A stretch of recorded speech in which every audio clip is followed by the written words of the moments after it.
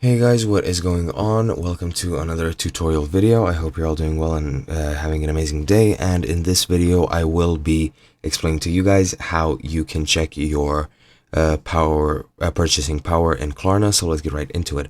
First of all, what a purchasing power or purchasing limits are.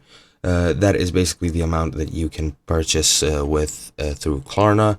You are capped at a certain point at a certain amount of money, since if you don't make your payments regularly or if you haven't used it before, if Klarna doesn't trust you, then it won't allow you to use vast amounts of money.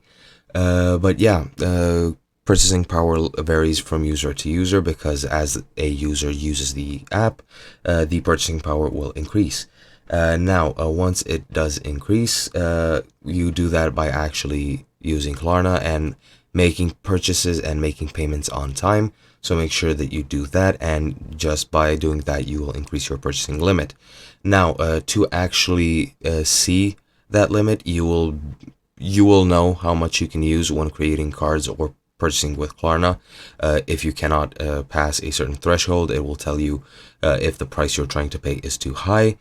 So that is pretty much the only way to check it. But because as you can see here, this guy works in Klarna or in Klarna support, he just says that you need to use Klarna to raise your limit.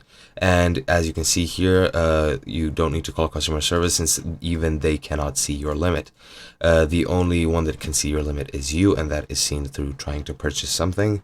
And if it allows you, that is below your limit. If it doesn't, it is over your limit. And yeah, that's pretty much it. I hope you guys enjoyed. I'll be seeing you guys next time.